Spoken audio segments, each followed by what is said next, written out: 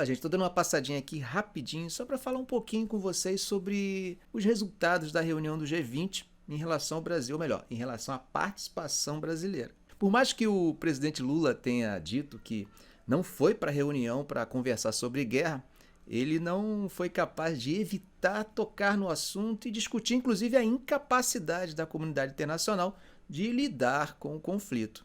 Ele salientou, por exemplo, que o sistema internacional, principalmente as Nações Unidas, estão numa organização, numa arquitetura arcaica, e essa condição de arcaica acaba contribuindo para a ineficiência dessa instituição em resolver uma questão que é um tema, que é a matéria da sua existência. Ou seja, guerra, segurança internacional. Ele acabou afirmando que a ONU hoje não tem envergadura moral nem ética para discutir o assunto do conflito, justamente porque os 5 membros permanentes têm, de alguma forma, envolvimento com as controvérsias entre Ucrânia e Rússia. E é interessante pensar como diversos outros conflitos internacionais acabam não tendo a mesma atenção que o conflito na Ucrânia. Isso não quer dizer que a invasão da Ucrânia pela Rússia não seja uma questão grave e problemática. O que eu quero chamar a atenção é para o fato de que outros conflitos também tão importantes, de tanta gravidade, por que eles são menosprezados? Questões como Nagorno-Karabakh, que é o conflito entre os azeres e os armênios, será que não merece a atenção da comunidade internacional? A questão da ocupação da Palestina. Que considerações se faz sobre o invasor? Há justificativas racionais? Ou quem invade não tem razões ou justificativas para manter a ocupação? A questão do Sudão, a questão do Iêmen, será que seriam questões menores que seriam capazes de conceder à comunidade internacional o sono dos justos?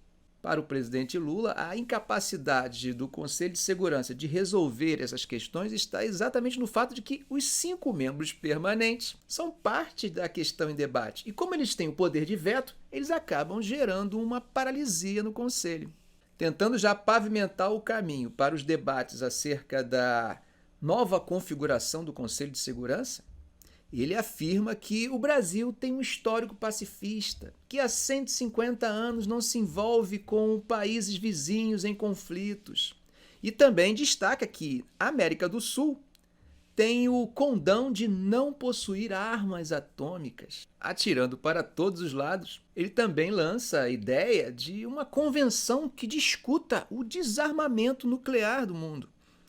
Para Lula, esse negócio de armas nucleares não apontam para dar segurança, mas colocam a comunidade internacional e os países que têm ou não têm armas numa situação de tensão, de um risco permanente.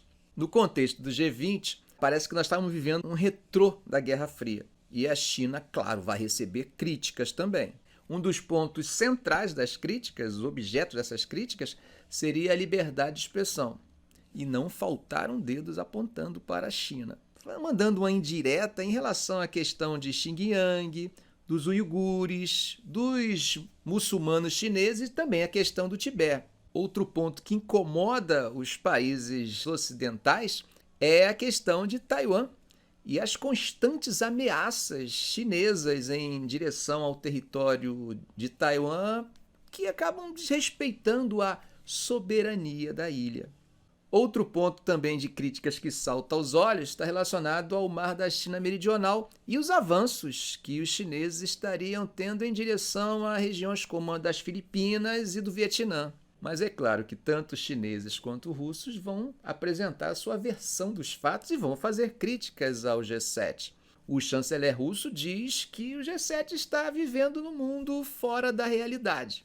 Já a China afirma que parte dos conflitos, que foram levantados pelos países do G7 são, na verdade, a responsabilidade dos ocidentais, porque, de certa forma, eles acabam insuflando esses movimentos. Mas voltando ao Brasil e sua participação como convidado no grupo do G7, algo que acabou atraindo o holofote da imprensa foi a chegada inesperada do presidente ucraniano, Zelensky. O Zelensky conseguiu, inclusive, uma entrevista com o presidente indiano, que notoriamente é pró-Rússia, e alegou querer marcar um encontro com Lula. O governo brasileiro acabou demonstrando um certo desconforto com a situação. Se já não bastasse a pressão dos países do G7, A chegada do Zelensky acaba colocando lenha na fogueira. Mas, no final das contas, o governo brasileiro conseguiu um espaçozinho na sua agenda e marcou um encontro. E aí, nesse encontro, Zelensky não compareceu. Bom, gente, em diplomacia, os gestos são muito eloquentes. Então, eles têm significados importantes e mensagens foram dadas tanto pela diplomacia ucraniana quanto pela brasileira. E o não comparecimento do mandatário ucraniano passa uma mensagem, assim como a situação de desconforto inicial do presidente brasileiro. Espero que essas mensagens sejam adequadamente lidas pela diplomacia de ambos os países.